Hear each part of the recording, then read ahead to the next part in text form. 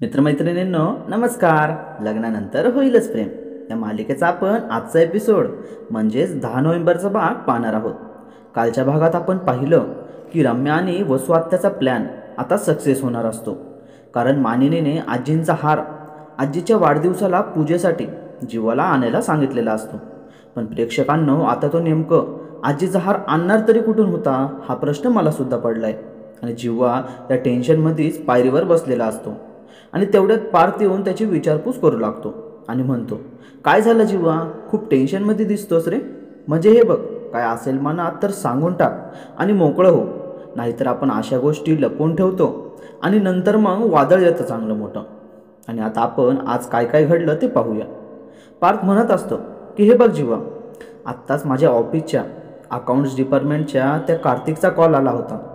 त्याचे बाबा आजारी होते आणि म्हणजे व्हेंटिलेटरवरच होते ते खूप दिवस. मग जीवा म्हणतो, मग आता बरे आहेत ना ते? हो आहे बरे, पण आता त्यांना जगायची इच्छाच राहिलेली नाही. काय पार्थ, असं काय झालं पण? मग पार्थ म्हणतो, अरे जीवा, त्या कार्तिकने हॉस्पिटलचं बिल भरण्यासाठी त्याची ती रेडवाली कारच विकली रे. जीवा म्हणतो, काय ती रेडवाली? अरे बाप रे, पण त्याच्याकडेही काय पर्याय नसेल ना रे, म्हणून त्याने विकली असेल. पार्थ म्हणतो, पण जीवा, ज्या माणसाचा ज्या वस्तू जीव गुंतलेला असतो ना, ती वस्तू तर किमान नाही विकावी त्याने, कारण त्याच्या बाबाने 10 वर्ष मेहनत करून त्याला ती घेऊन दिली होती. हे ऐकून जीवा चांगलाच पछतावा खात असतो. पार्थ म्हणतो, हे बघ जीवा, आठवणी विकून मिळालेला आनंद फार काळ टिकत नाही. आणि कार्तिक हा सुद्धा मला तुझ्यासारखाच भावासारखाच आहे. जसं तू मला सगळं शेअर करतोस ना, तसंच त्याने सुद्धा मला अगोदर सांगायला हवं होतं ना, नाही का जीवा? जीवा म्हणतो, हो हो बरोबर आहे. आणि हो जीवा, तुझ्यावर कधी अशी वेळ आली की कोणती गोष्ट मिळवण्यासाठी तुला काही विकावं लागत असेल तर मला अगोदर नक्की सांग बरं का. जीवा म्हणतो, पण त्या गोष्टी सांगितल्यावर समोरचा व्यक्ती दुखावला जात असेल तर?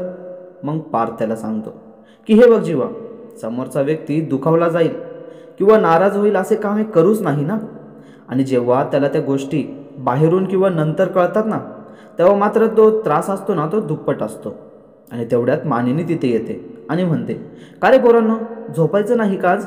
हो आई, चाललोच होतो आम्ही, जरा गप्पा मारत होतो. मानिनी म्हणते, अरे पोरांनो, वाजले किती आणि उद्या आजींचा वाढदिवस पण आहे, खूप तयारी करायची उद्या, झोपा आता लवकर. हो हो आई, गुड नाईट, असं बोलत दोघेही झोपी जातात. आणि मग दुसऱ्या दिवशी नवीन सूर्य उगवलेला असतो. किचनमधून मस्त असा बासुंदीचा सुगंध सगळीकडे पसरलेला असतो. मग नंदिनी आणि काव्या किचनमध्ये येतात आणि काव्या म्हणते, काकू, आज बासुंदी बनवताय ते खूप चांगलं काम केलं तुम्ही बघा. मग मानिनी म्हणते, अगं काव्या बेटा, आजींची फेवरेट होती बासुंदी बघ, खूप आवडायची तिला आणि त्या ज्या पद्धतीने बासुंदी बनवायच्या ना, खूप भारी लागायची टेस्ट, पण मला नाही जमत ग तसं बनवायला. मग नंदिनी म्हणते, अहो आई, त्यांनी जीवांना बासुंदी बनवायला शिकवलं असेल ना? हो नंदिनी, सगळं शिकवलंय. आणि बेटा, मला वाटतंय तुझ्या नवऱ्याच्या कुकिंगवर चांगलाच विश्वास बसलेला आहे वाटतंय, आणि त्याने केलेलं फराळसुद्धा चांगलंच आवडलेलं दिसतंय, हो ना? मग नंदिनी थोडी लाजते आणि म्हणते, हो आई, छान बनवलंय सगळं त्यांनी. मग मानिनी म्हणते, अगं नंदिनी, आजी जेव्हा होत्या ना, तेव्हा घर असं एकदम प्रसन्न राहायचं. आणि मग ती बासुंदी बनवताना काव्याला म्हणते, अगं काजू दे ग, आणि तेवढे बदाम पण दे. मग काव्या त्यांना हे देत म्हणते, अहो मानिनी काकू, आम्हाला आहे ना, तुम्ही असे काजू द्या, बदाम द्या, ड्रायफ्रूट्स द्या, असे छोटे छोटे काम नका सांगू बरं, आम्हाला असं मोठं काम द्या काहीतरी. मग मानिनी म्हणते, अगं इथं तसं काही कामच नाही आहे ग, तुम्ही एक काम करा, बाहेर टेबल वगैरे सेट करा, आजींची सगळे वस्तू मी काढून ठेवलेत, त्याचा सेटअप करा व्यवस्थित, मग त्या सर्वांची आपल्याला पूजा करायची आहे. ओके ओके मानिनी काकू, आम्ही जातो पटकन, बाय. जाताना काव्या आणि नंदिनी दोघेही चांगलेच खुश असतात. पण त्यांना काय माहीत ना की यांचा आनंद फक्त काही क्षणांचा उरला होता. मग बाहेर वसू आत्या थांबलेली असते आणि मनातल्या मनात बोलत असते की घ्या घ्या, दूध आठवायला घ्या आणि खरा करा, बासुंदीसुद्धा करा, थोडा हसून खिदळून घ्या. आणि जेव्हा विक्रम ज्वेलरकडे जाऊन येईल ना, तेव्हा तुमचा सर्वांचा आनंद सुद्धा या दुधासारखा आटला जाईल. आणि नंदिनीचा सुद्धा आनंद समाप्त होणार आहे. आता बघा, आता चांगलाच राडा होणार आहे. मग इकडे काव्या आणि पार्थचा सीन दाखवलाय प्रेक्षकांना आपल्याला. काव्या आजींची साडी काढते आणि पार्थ येऊन तिला विचारतो, का हो काव्या, कुठून आणली साडी? ऑनलाईन ऑर्डर केली का? मग काव्या म्हणते, का हो पार्थराव, तुम्ही सगळे देशमुख असेच आहात का? काहीच सेन्स नसतं तुम्हाला. ही साडी कोणाची आहे दिसत नाही का तुम्हाला? नीट बघा ना. आजींची साडी आहे ही, पार्थ म्हणतो. अच्छा अच्छा, सॉरी, मी तुमच्याकडे पाहत होतो ना, त्यामुळे साडीकडे लक्षच गेलं नाही. काव्य म्हणते, काही पण हा? पार्थ म्हणतो, काही पण नाही हो, इतक्या लवकर तुम्ही सगळ्या गोष्टी शिकल्या. छान छान, गुड. काव्य म्हणते, थँक्यू. आणि कसं आहे माहिती देशमुख, आपल्या माणसांच्या आठवण करून देणाऱ्या वस्तू आणि गोष्टी जपून ठेवायला, जतन करायला खूप आवडतं मला. पण तसा स्वभाव नाही आहे तुमचा पार्थराव, कळलं का? असं ती त्यांना टोमणा मारत बोलत असते. मग पार्थ म्हणतो, मी भूतकाळात रमणारा नाही तर वर्तमानात राहून समोरच्या व्यक्तीचा रिस्पेक्ट करणारा माणूस आहे. आणि मग हे ऐकून काव्य थोडी खुश होते आणि म्हणते, अच्छा ओके, पण आता तुम्ही माझी थोडी कदर करताल का? या साडीची घडी घालायला मदत करा ना. मग पार्थ म्हणतो, अगं काव्य मॅडम, थोडी कदर नाही तर मी तर आयुष्यभर तुमची कदरच करत आलो आहे. आणि विचारताय काय? आदेश द्या. असं देशमुख, जरा या साडीला घडी घालायला मदत करा म्हणून. आणि असंच म्हणत पार्थ आपला हात पुढे करतो आणि काव्या त्याच्या हातात आपला हात देते आणि थोडी लाजते. मग पार्थ म्हणतो, अहो काव्या, तुमचा असा आयुष्यभर हात धरायला मी तयार आहे, पण आता मी साडीचा एक पदर मागितला होता घडी घालण्यासाठी. आणि मग काव्य थोडी पुन्हा लाजते आणि साडीचा पदर हळूचकने त्याच्या हातात देते. साडीचा पदर त्याच्या हातात देताना तो हाताला सुद्धा प्रेमाचा स्पर्श करत होता. आणि मग ते हळूहळू करत, लाजत, प्रेम करत साडीची घडी घालू लागतात. मागे मस्तपैकी असं रोमॅन्टिक सॉन्ग चालू झालेलं असतं, लग्नानंतर होईलच प्रेम. आणि मग जेव्हा साडीची शेवटची घडी चालू असते आणि त्याची हाताची बोटं एकमेकांना स्पर्श करत असतात, तेव्हा पार्थिला म्हणतो, हे बघा काव्या, आजी मी लहान असताना माझा खूप लाड करायची, पण जीवा झाल्यानंतर त्यांनी सगळा लाड जीवाला देऊन टाकला. पण आज त्यांच्या साडीमुळे थोड्या वेळ का होईना आपण जवळ आलोय, आणि हा त्यांचाच आशीर्वाद म्हणावा लागेल नाही का? हे विचारल्यावर काव्या थोडी इरमते आणि लाजते. तिच्या तोंडून तर काहीच उत्तर निघत नाही. आणि तेवढ्यात आई तिला हाका मारते. आई म्हणते, अगं काव्या, येते ना साडी घेऊन? मग काव्या थोडी गडबडून म्हणते, हो हो आई, आलेच. इकडे सगळी तयारी झालेली असते पूजेसाठी. सर्व काही वस्तू एकदम नीटनाटके ठेवलेल्या असतात. आणि नंदिनी मानिनी काकूला विचारते, अहो आई, हा फोटो आजींचा तरुणपणीचा आहे ना? हो नंदिनी, कारण त्या नेहमी म्हणायच्या की माणसाने कसं एकदम खुश आणि तरुण दिसलं पाहिजे कायम, आणि म्हणून आपण त्यांचा असा तरुणपणीचा फोटो ठेवतो. मग काव्य म्हणते, हो आई, खूप सुंदर फोटो आहे आजींचा. पार्थ म्हणतो, काव्य मॅडम, फक्त फोटोच नाही तर माझी आजीसुद्धा एकदम सुंदर होत्या. आणि आई, तुला आठवतंय का, आजींनी तिच्या शेवटच्या काळात माझ्यासाठी एक स्वेटर विणत होती बघ, आणि जीवाला ती ओल्या नारळाची करंजी शिकवत होती. हो हो, चांगलंच आठवतंय पार्थ. आणि इकडे वसवात्या मनात विचार करत असते की अरे देवा, कधी येतो हा विक्रम, काय माहिती. ये रे बाबा एकदाचं लवकर आणि कार्यक्रम सुरू कर तुझा. आणि रम्यासुद्धा मनात बोलत असते की मामा या ना लवकर आणि आमची धमाल करा, आम्हाला तुमचा ड्रामा बघायचा आहे सगळा. आणि पार्थ तिकडे बोलत असतो की आजीला नटायला सुद्धा खूप आवडायचं गं. अगं काव्या, त्या बाहेर जायच्या ना बाजारात, तेव्हासुद्धा असं तुझ्यासारखं गजरा वगैरे लावून जायच्या. मानिनी म्हणते, आणि जेव्हा त्यांना असं दररोज गजरा आणून द्यायचा आणि त्यांच्याकडून लाड करून घ्यायचा आणि सगळे आनंदी असतात. मग आशाबाई बकुळीची फुलं घेऊन येते आणि जीवाच्या हातात देते. मग मानिनी म्हणते, घे ते जीवा, आणि दरवर्षीप्रमाणे तू तुझ्या आजींचा लाडका होतास ना, म्हणून तुझ्याच हाताने यावर्षीही तूच पूजा करायची. आणि थांब, हे विक्रम आलेत ना, मग पूजा सुरू करूयात आपण.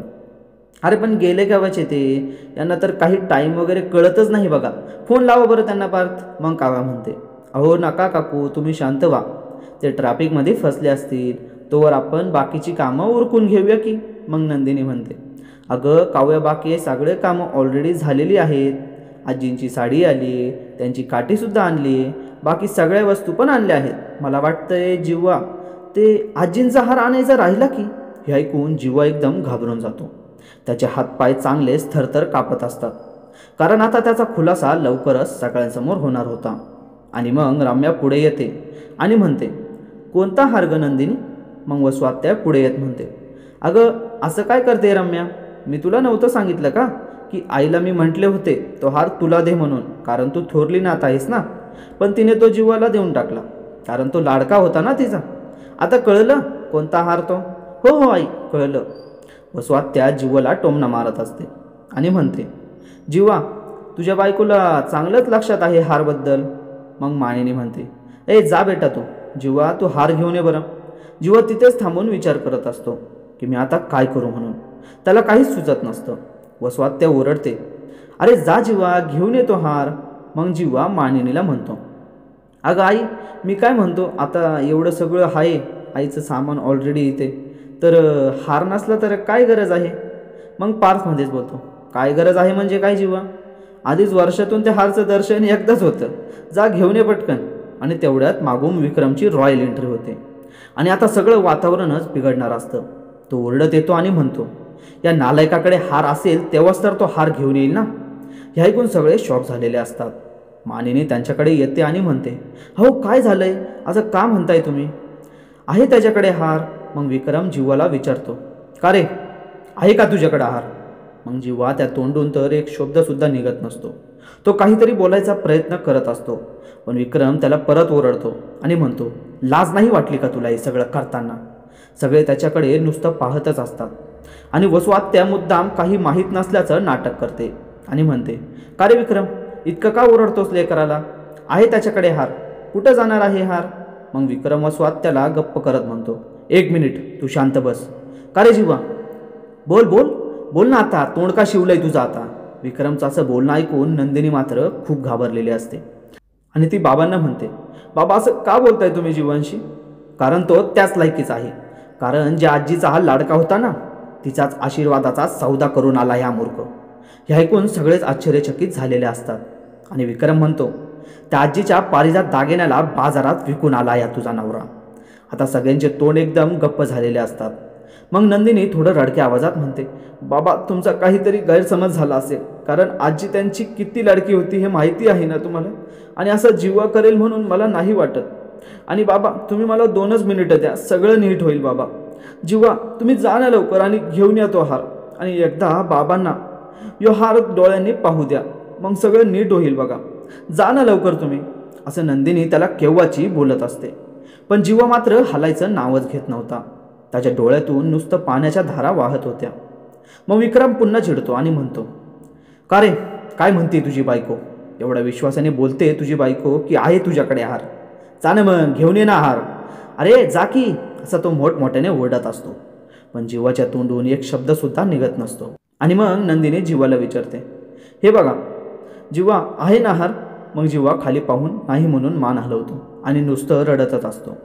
सगळे ऐकून शॉक झालेले असतात की जीवाने हार नेमकं ठेवला तरी कुठं आणि त्याचं केलं तरी काय.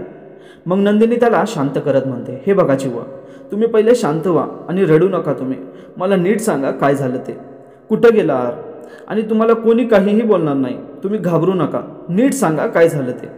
आणि जीवा काय सांगणार तेवढ्यात हा एपिसोड आणि रिव्ह्यू इथे संपतो प्रेक्षकांनो. आणि उद्याच्या भागात आपल्याला यापुढील सर्व ट्विस्ट पाहायला मिळतील. उद्याच्या भागात वसू आत्या नंदिनीला म्हणत असते की तुझ्याच आनंद निवासासाठी विकलाय ना हार जीवाने. मग विक्रम तिला विचारतो, काय झालंय तुझ्या आनंद निवासाला नंदिनी. मग जीवा त्यांना सांगत असतो की बाबा मी सांगतो की मी चुकीच्या माणसासोबत व्यवहार केला होता म्हणून हे सगळं झालं. विक्रम म्हणतो, कोण होता तो चुकीचा माणूस. जीवा म्हणतो, भास्कर काका होते ते. काय, भास्कर. हे ऐकून विक्रम खूप चिडतो आणि आजींची काठी हातात घेतो आणि जीवाला आजींच्या फोटोपाशी ढकलतो आणि काठीने मारायला सुरू करतो. तर प्रेक्षकांनो आजसाठी एवढंच होतं. आता बाकी सगळं उद्या पाहूया. आणि हो, हा भाग तुम्हाला आवडला असेल तर व्हिडिओला लाईक आणि चॅनलला सबस्क्राईब करायला विसरू नका. बाय बाय मंडळी.